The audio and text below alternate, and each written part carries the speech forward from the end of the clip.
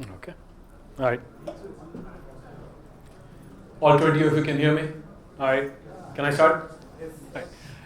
My name is Kishore Mandyam. I'm one of the co-founders of an organization called Daksh.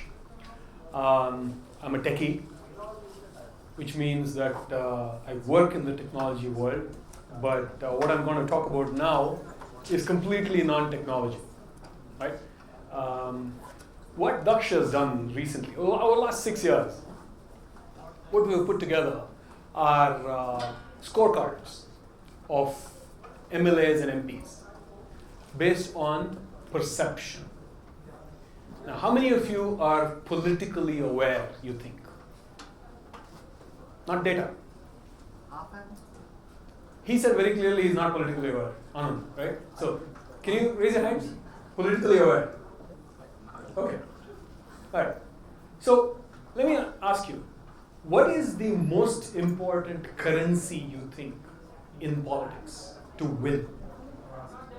Caste? Currency. I'm sorry? Currency. Currency is the most. Currency? Yeah. Money? Okay. Vote. Trust. To win? Trust? Party affiliation? Campaign money. Campaign money, right? Any others? Rhetoric. This election will prove that, if that's important or not. But anyway, it's interesting. You know, when we did our survey, we do a survey which is basically a single page physical survey. I'll show you a printout and I will tell you why we do it the way we do it.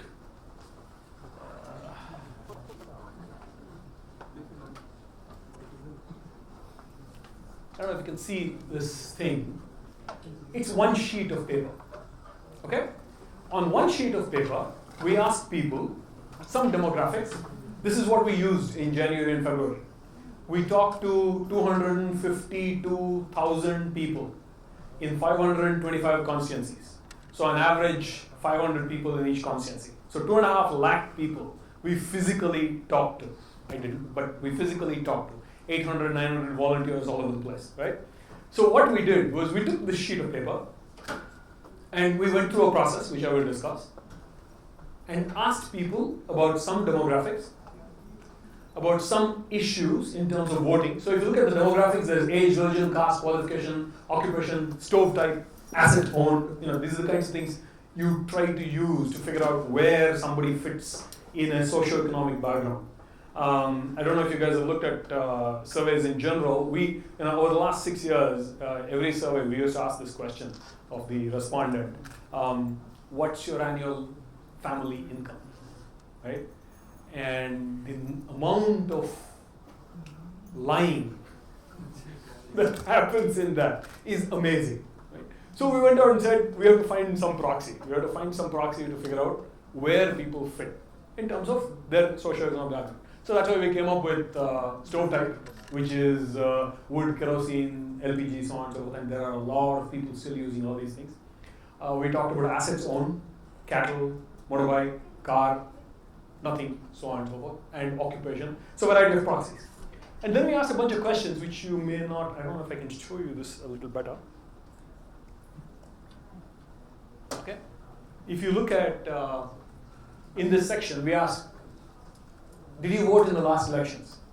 And the next question asks, did the candidate you voted for win? It's just a keeping people honest kind of question. 85% of the people who said they voted said the candidate won. So think about this. People want to vote for the winner. That's the reality. It's very important to spend money. It's very important to have perception. It's very important to be seen as, from the right party, from the right caste. These are all very important. But by and large, people seem to vote for the person they think will win. 2009, the general election BJP lost, although there was a huge campaign and that perception was BJP's government. I don't know about entire perception was the BJP going to win. The media made a big deal about it. That is true. But I don't know if that was true in the field. Unfortunately, we didn't do a survey at that time. But this time, it's kind of different. But it's very important. People like to vote for the winner, right? And that's an important perception to create. Now, that is where we come from. As Daksh, our point is, politics is about perception. It's not about reality. It doesn't matter to people on the street, this guy had a motorbike when he started. Today he's got 50 crores in the bank, in cash, right? These things don't matter for people. What matters to them is their perception of the individual and whom they will vote for. That's what politics is all about, especially in India. So we said, let's go and tap into that perception model. And these questions are all about perception. And how is that perception built? It's built on two major pillars. Right? Down below, we have something like 30 factors that we ask about, starting from accessibility of MP. How accessible is he or she? And let me give you an example. I went on the field in January and February a few places. One of the places I visited was part of Yashwant Sinha's constituency. You guys know Yashwant Sinha? Okay, great. 3-time MP. The only time he lost was to a CPI guy in Jharkhand, okay, in Ranchi. Hazaribagh, I'm sorry, not Ranchi, Hazaribagh. I went to this remote location. The guy has won thrice, which means he has been an MP for 15 years. Not once has he been seen anywhere near the ward that I visited. Not once in 20 years. But guess what? He won that booth. How is it possible? That's the reality of elections, right? None of us can sit here and predict who's going to win. But what we can talk about, and what we are trying to do, I'm sorry, I'm getting on my pulpit here. What we are trying to do is to get people to think of elections and the following 5 years that people spend in power as an opportunity to think about issues, not individuals. We are saying there are a bunch of issues that are important for you. Whatever those issues be, whether they be cybersecurity or nal mein pani nahi hai, whatever is important for you. So we went out and said, we'll give you these 30 issues. How did we come up with 30 issues? I think we're fairly comprehensive. We are missing cybersecurity, but we got the other 30 there. So we go out and say, don't get me wrong, I'm not against cybersecurity. I'm not making a joke at its expense. I'm just saying something to be funny. So on the one side, we're saying there are a bunch of these 30 issues, and you, Mr. Voter or Mrs. Miss Voter, tell us what is important. Rate it on a simple low, medium, high scale. That's step one. And step two, on the same issues, tell us how your MLA or MP, depending on which one we're going after, has done. Right? How well you think this individual has done. For example, let's look at better electricity supply. How important is it for you? And what's the performance of your representative there? So the idea here is to surface a bunch of issues that people will talk about, hopefully, in the elections. Right? And guess what? What really got us going this time was Mr. Rajdeep Sardesai. I don't know if I can give this to you. Sadly, with our MPs, just the opposite seems to be happening. In the first ever report card of incumbent MPs prepared by the Association for Democratic Reforms, or ADR, across 61 constituencies, the performance of almost 2/3 of the elected Lok Sabha members is rated as below average.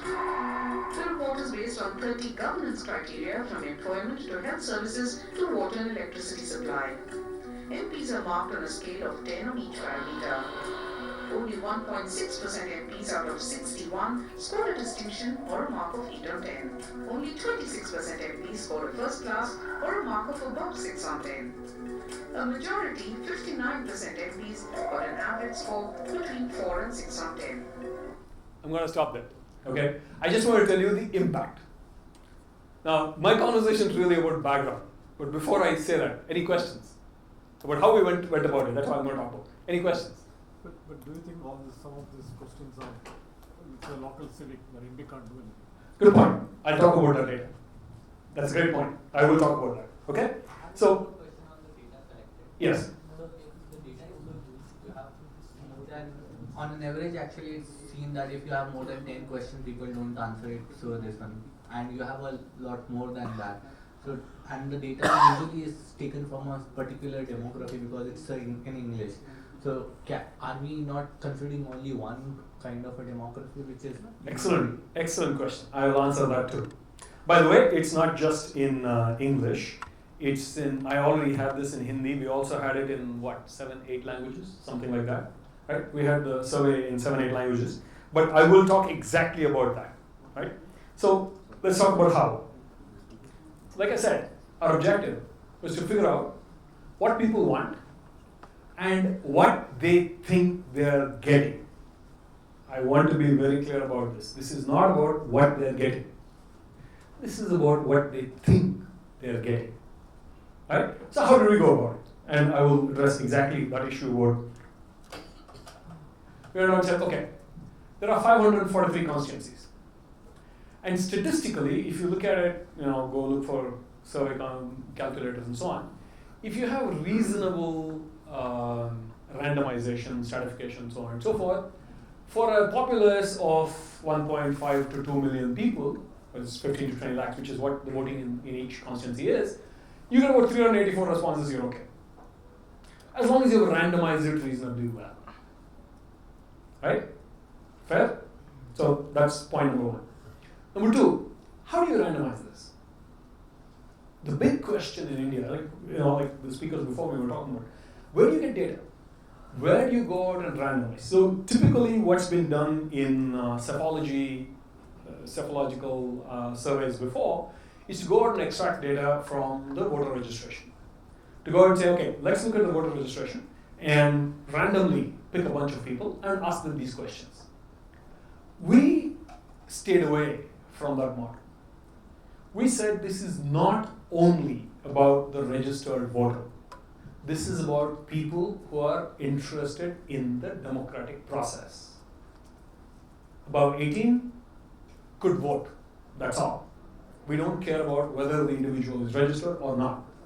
So that put a serious problem in front of our head, in our face. How do you actually execute it? What we did was we went out and looked at census data. If you look at census data, which you can buy, as everybody knows, 5,000 rupees, right? If you pull down the census data, you will get a bunch of Excel charts. And the Excel charts look, I don't know if I have some here, but they look pretty interesting. Let's go, I probably have some data. Oh, I'll come back to that. But basically, the Excel chart says, at a location level, which is a village or a ward, right? In urban locations, it's a ward. In rural locations, it's a village. At a village or a ward, you have the total population, you have men and women numbers, and you have the separation of general versus SC/ST, BCBT. Because those are important statistics in the socio-political environment.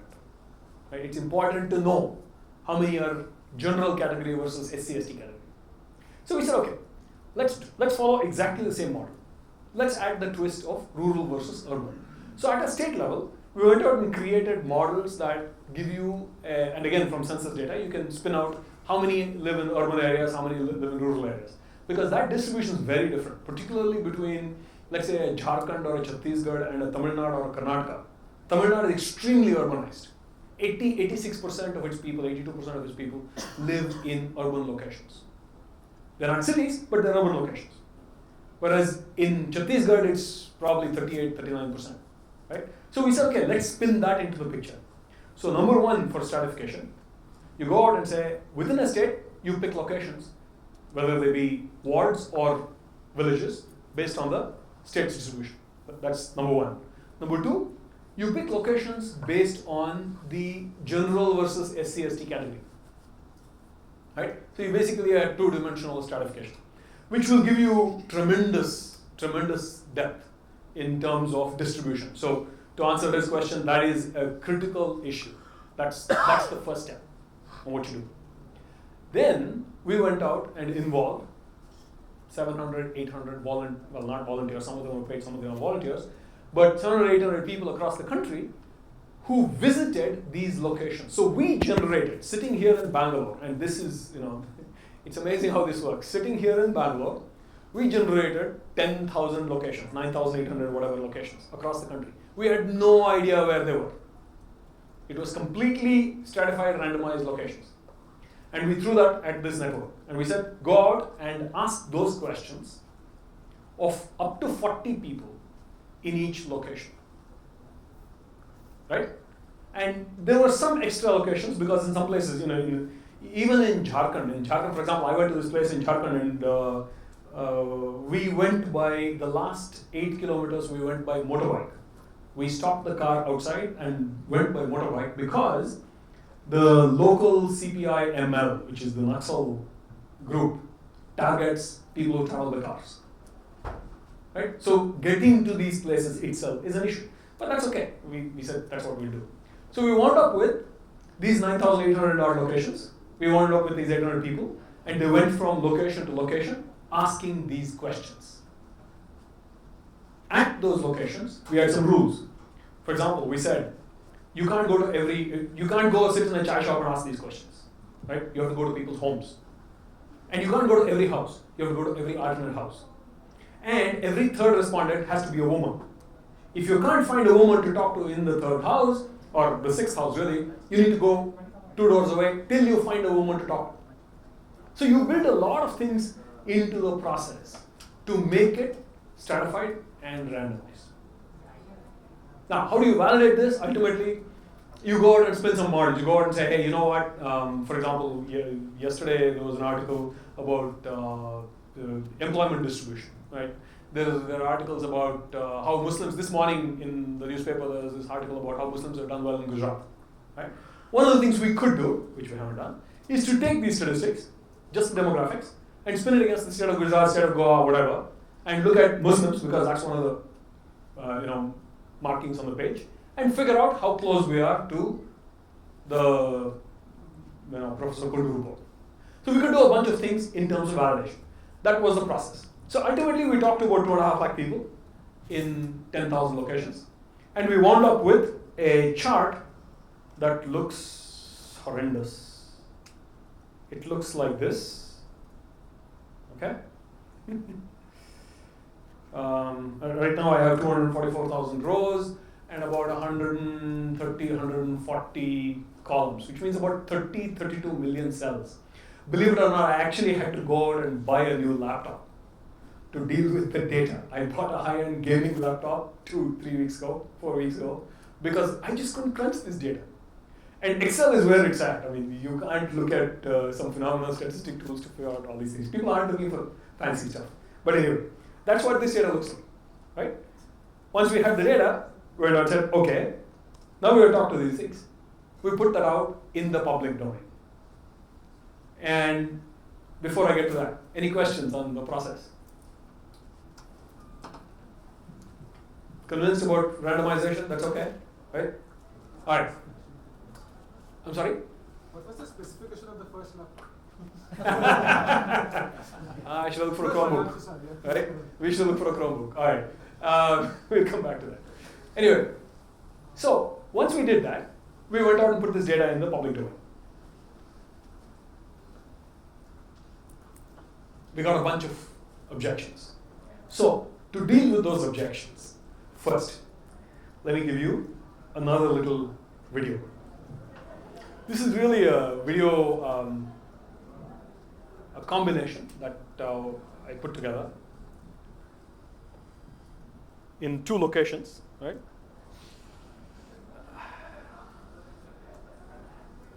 Let's go back and restart. How to reload this thing?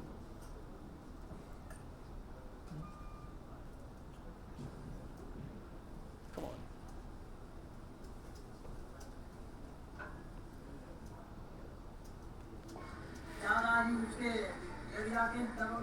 Don't worry, I'll explain.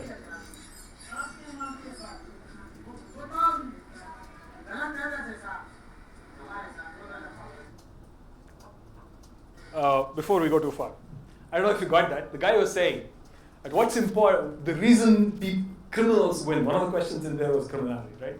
The reason criminals win is because of this word that Salman Khan made popular, dabang. How many of you get that? Right? That's important. Influence. Personal influence in his or her domain. That is important. That's why criminals win. But he's saying that's wrong. Right? But just to give you a sense, the reason I pulled that video out was, let's go back and look at that image. This is how the surveys were conducted. In front of people's houses, right? The interviewer would sit down in front of the house. You go into the house, talk to somebody, the man or woman would come out, you sit down outside, ask these questions. And the process takes 10, 12 minutes. That's how it worked, right? And what happened further, one other little twist that happened along the way is this next section I will show you. Again, don't worry about what the survey is about, but I want to show you an interesting set of visuals here. This is being done in Hazaribagh, by the way. Right? What you're seeing is a Muslim girl, BA pass, worked for some time, lost her job, now looking for a job. A Hindu woman who lives next door.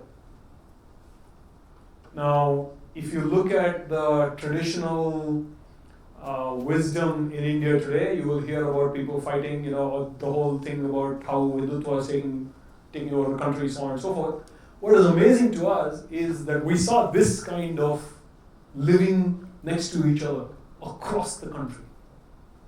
There are tremendous unity, if you will, or at least acceptance of each other at that level. Will that translate to much in the long term? I have no idea. So, let's move on. These are the standard objections we have, like somebody said there. First of all, hey, if anybody watched that CNN-IBN interview, the first 1 hour that they did, the first 3 objections came out very clearly. First of all, 500 people, you talk to 500 people in my constituency, what do 500 people know? Well, the real question is, what do you know? Because as a statistician, that is not a problem. Right? So I'm not even go there, waste my breath trying to justify that objection. So let's move on. The standard thing people want, the standard thing politicians will tell you is people want electable candidates. And electable means dabang, electable means people you think will win. Right? But we're all sitting here looking at election data because we believe some of that has to change. So as part of the process, what we're saying is this has to change to a point where it is at least issue-based, not individual-based. Electable means the individual is electable. And we are saying we have to go past that. So that's part of what Daksh did. The third big thing that include, a lot of people have said, including our friend there, and Mr. Jay Panda, who was an RJD MP, he was on the panel. And he said, you're telling me, nal mein pani nahi hai, there is the agricultural loan ke liye, what can I do for agriculture? That's not my job, I'm an MP. I'm an MP, man, and my job is to sit in Delhi and legislate. Right?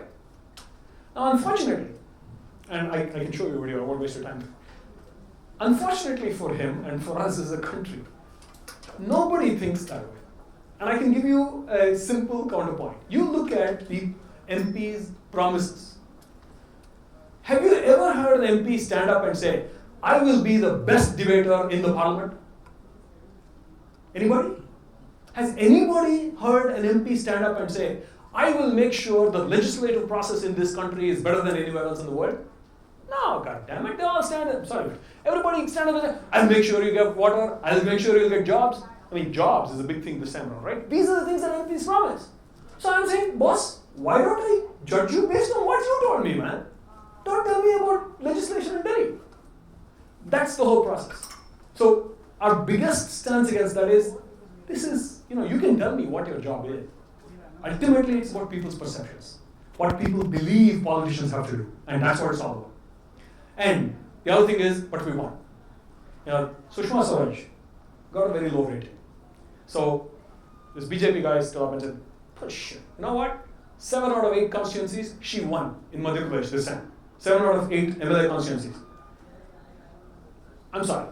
To me, it doesn't matter who won. The objective here, and I want to say this 100 times, the objective in our process is not to figure out who wins or who loses. Because who should win is the voter. And for him or her to win, the candidate and later the MP has to discuss these factors. And that's the whole idea. And finally, there's all these things about, this election is about leadership. This election is about Pakistan. This election is about nuclear sites. This election is about, I don't know, coffee quality in the Google cafeteria. I don't know what this is.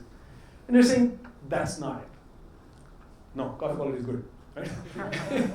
This election should be, and every election for the next 20 years should be, about these issues or some issues that affect people on the street. And that's what we try to do with this. And I'm not going to give you gyan about what we found out, just some demographics. We talked about, like I said, in this data set I have 2.44 lakh records, 1.63 rural and 77,000 urban, distribution, caste, distribution by education. There's a whole lot of other stuff. And this data will be available to you, by the way. It is available publicly. We have made, it's a large data set, but people can request us if you want the whole thing. Parts of it is already floating around, I think. For Karnataka, for Maharashtra, we've already sent it around. Anybody who wants it, you can get it. But just some demographics, if you look at it, we looked at it by rural, urban, by religion, by type of roof, which is kacha paka and semi paka, by occupation, education, occupation out here too. This is occupation. By the way, one interesting thing we found out. This is occupation across the populace, and this is occupation for women only. And you will see that if you leave out the housewives, the distribution of occupation among women is very similar to the distribution of occupation among men. So there's all these debates about the glass ceiling, right? You wonder how much of that is valid in India. It's a very Western thing to debate about. I'm sure it exists. It's in urban India, but beyond that, we don't see a lot of it. The occupational distribution is very similar. Anyway, there's a variety of other things. What's important? What is most important when you vote? Is it the candidate? Is it this party? Is it caste or religion? Is it the PM candidate? Which is a twist that we added this time. Last time when we did this in Karnataka, believe it or not, and I'm close to my closure, when we did this in Karnataka, the highest number of people who said caste was important was in the city of Bangalore. Okay? With that, I'll get you to my last slide and let's go on to questions. See? My hand locked all the time. Alright. Oops, what did I do? Anyway, I'll fix this. Last slide is kind of irrelevant. It's an image. It's an image of a location I visited. You will notice there's a water pump there, there's a water body, and there's a buffalo. Right? And that is where water comes. In a constituency that the same MP has won Congress MP for 15 years. Alright? Alright, with that, questions? So the election file that you shared, Yeah. which has the data of all the projects so far, Yeah. Is that available online? I can give you the Excel. It's nobody's managed to download it, but yeah, I can give it to you. Or I'll give it to you in a CSV. Yeah. Yeah, so in our kind of a democratic setup where I elect my MP, he'll be there for 5 years. You said the election should be issue based, but what guarantee is there that this MP is going to support the issue that he's today supporting and is not? So in this kind of a setup, do you really think issue based, whatever the election fight is possible. What alternative do you have? The alternative today is about individuals, right? Is that what we want to do? Well, I mean, do you think, no, I mean, the question is if issue-based is really possible in the current setup, or it requires a much more structural change? Yeah, you know, I would love to say huge revolution, structural change, absolutely, but that's not going to happen in the short term. The strength of democracy is, at least in India, is that it will continue for some time.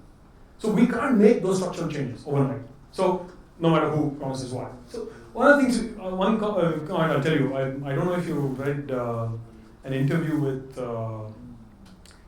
Mandyam from South Mumbai in Mint a couple of days ago. Mandyam is a very articulate MP. And to him, if you look at one of the first things he said in there was, I represent the people of South Mumbai, and the people of South Mumbai are worried about XYZ things. And that's what I represent in Delhi. So some MPs get it. And ultimately, in the short term, when see, if you look at where India is today, right? Roti Kapda Makan is important, but really the big thing that this brings out is Rozgar. Employment is a big thing. So if people focus on that, there will be value. An MP gets 5 crores a year to spend. Spend it in development employment. Whatever, right? At least it's better than fighting about who said what to whom. Yeah, I mean, That's the thing. Hi, here. Oh, sorry. So, I mean, you said before that this election should be different, this thing, that thing, everything, right? So, I mean, why? Whoa, did I say that? Man, I wear khadi, man. I didn't say that. Sorry. I mean, in positive way, you said that this election should be different from previous, like that. So, I mean, what I understood is that the problem is not with the election. The problem is what happens after the election, after when the people come into the power. And you showed the video, everyone saying how bad the MPs are. I mean, of course, there are some exceptions like the one that you told just now. So, have you thought about a solution for that? Like, after the election is over, the MP, I mean, this is a prevailing problem still existing for years. So, have you thought about a solution for that? I don't know if we have a solution, but I'll tell you a couple of things we have done. One, we share this information with the party.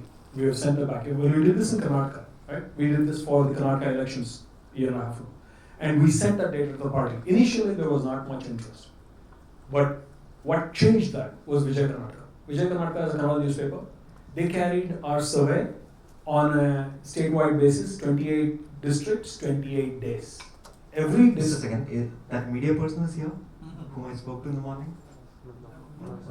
Okay. So 28 districts, 28 days, and they put little scorecards. I wish I had a picture. You can go look at it. They put a little scorecard with the picture of the MLA and what he scored or she scored on our numbers and a couple of details. It made a huge impact. So much so that some MLAs who were standing for election again and had won reasonable good numbers printed this on big sheets of paper and plastic and put it up in their constituencies. Now, will they focus on those issues after? We don't know. But our objective is, for example, before I answer that, one of the analysis that Divya did is to go and look at what the results were in relation to what the scores were.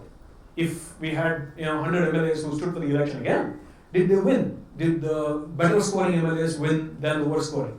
Absolutely. The correlation is very, very strong. Now, what we want to do is put that back to the MLAs and MPs. We've begun doing that, at least at the MLA level. Saying, hey, look, this actually helps, man. If you focus on these issues over the next 5 years, it will help you get elected. And it will help people perceive you as not just a winner, but also a doer. So yes, to that extent. I mean, that's a wonderful thing that you did. I mean, including that media, you said. I mean, I hope all the nationalized media also does the same everywhere. But I mean, on a suggestion base, like, I mean, it's very hard to implement in a country like India. I'm saying, like, the supervisor sort of thing that we have in private companies, right? Mm-hmm. Each and every employee, doesn't matter who he is, doesn't matter how high his position is, he always have a supervisor. Right. And for me, the politician, any politician, the supervisor is the citizen. Absolutely. Right? Absolutely. So why don't we make a system where any MP in power should communicate to the citizen of that constituency or something every month once, he should put what he has done in that constitution. I mean, that way, it's the communication is also solved. The member in the constituency know what the MP is doing, and if at all there is a problem, they can speak up immediately rather than waiting for you to reach every house and get the data collected. True. Is that right? We should find a way to disseminate that. That is true. We'll see. Thanks. I just have two interlinked issues actually. So one is the Dabang phenomenon. I have a big problem with that. And the other thing is, do we think we have a problem with the electoral system itself? Like, I don't take any party names, but taking a neutral stand, I just want to mention Yediyurappa. I mean, he's of very bad repute in Karnataka. But still, so I haven't validated this personally myself, but we know that he has done things, a lot of good things for the Shimoga people. So that's why he's getting a ticket again, and the BJP is sure that Yediyurappa is going to win again from BJP. Otherwise, they wouldn't give him a ticket for no reason. So in our system, so if you are just focused on your constituency or your assembly seat, where you can just keep doing good for that particular constituency and assembly and ensure your win for the next election, you can just come into the government, state or central, and run this corruption or that scam and this scam, and then you go back to your constituency and you'll be voted again to pass. So don't you think the election commission should go ahead and put limits, like you have a limit of contesting from this constituency for maximum of 2 years consecutively and something like that? Because I mean, you see Rai Bareli and Amethi, I mean, it's Gandhi bastion for years and years and years, and nothing is happening there that we know of. They are still backward. I don't know the answer to that question, I'll tell you very honestly, because lots of debates, I've been through lots of debates where people say we have to change the electoral system, so on and so forth. But ultimately, let's face it, 700 million people going to vote and happening over 6 weeks is a phenomenal event. If we can pull that off every 5 years consistently, I think we have done very well, right? Now it's up to the MP to take it forward. And you're absolutely right, and some of what you said too. We need to figure out a method where there's a connect to say, boss, do something good, right? Ultimately, they will win. Yatha Raja, Tatha Praja. In democracy, it's Yatha Praja, Tatha Raja. That is the reality. So we can't help it. If he's done well in Shimoga, they will vote him. He might be a crook in Bangalore. And that comes out very, very clearly. In fact, we did a mapping with ADR's data about cases against MLAs and MPs. We see no correlation. It doesn't matter whether the guy's criminal or not. If people believe he's a good guy, they'll vote for him. That's the reality. Hey, sorry, didn't mean to cut it short, but we're running a little late. And I just want to say thank you. Thank you. To Kishore. The data will be available tomorrow for the hackathon. This room will have Tejas Maps and Politics. The next room is Children and Development Rights and Accountability. And then an EPW reporter will talk about covering elections. So please all just take a little break and go to the upcoming talks. Thank you. Also, this was not meant to be a talk. This was supposed to be happening in a smaller room, mind room. Like it's supposed to be a small discussion. Should I move them into here? Yeah. Is that what you want? Yeah, that's what I thought. If it can, I just need some. Okay, let me do that. We'll move Children's Rights Trust here, and then Tejas and Mapping can go to the next room. Yeah? It's a small discussion. And national coverage with an EPW reporter will be in the third room. Thanks, guys.